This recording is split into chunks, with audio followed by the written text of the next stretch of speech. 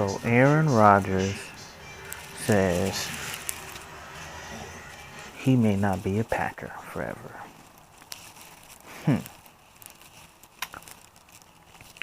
Well, ain't that a Mickey Ficky mix? Well, I don't know, man. I think the man is right. You know, A-Rod has been phenomenal for the Packers. But has he gotten his due? Has he been, respected in Packerland? Now, he's definitely respected by the fans, don't get me wrong. But the organization, there's a lot that A-Rod has done for Packer Nation. He's put them on his back. He's carried them. He's done a lot of stuff for Packer Nation. And for them to treat that man the way that they do, I mean, it's blasphemy. It's disrespectful. As my man Stephen A. Smith says.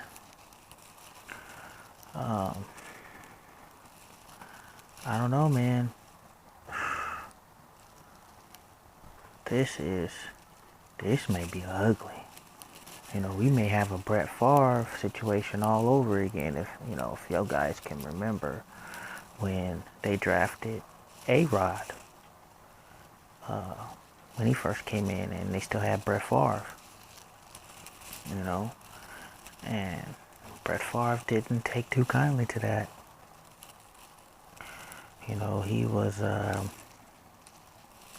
he said that he didn't want to mentor, he didn't want to do anything of the sort.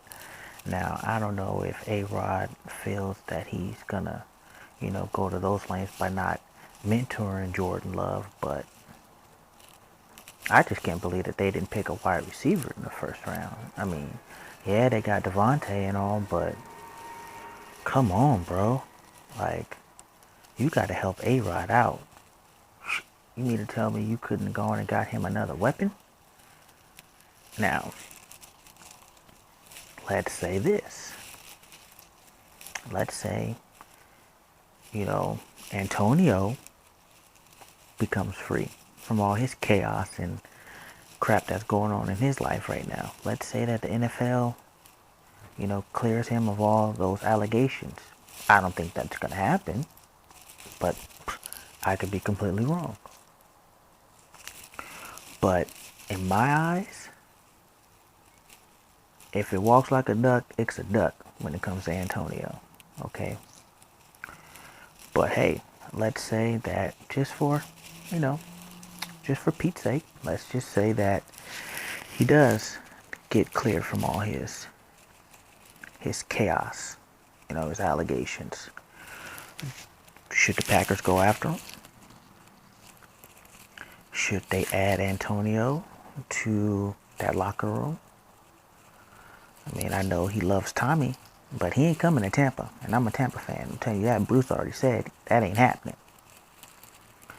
I don't know, man. It's really tough when it comes to A-Rod because I like A-Rod. I've always been an A-Rod fan. Even though I'm a Buccaneer, I'm an A-Rod fan. And no, I'm not all rah-rah about TB12. I'm not gonna lie, I'm optimistic. Let's see what happens. But I'm not rah-rah yet. But just the disrespect when it comes to A-Rod is just crazy. I mean, granted, I understand that, eventually in time you do have to move forward. You have to, look down the line and understand that, no, you can't play forever. But I don't see any decline in A-Rod at all. I don't see his arm talent falling off. I don't see his mobility falling off. He's so elusive in the pocket still. As we saw last year, he got him to the NFC Championship. Granted, his line is trash, You know, and I blame Brian Bulaga for that, because every single time that A-Rod needed him, something happened. Oh, my knee.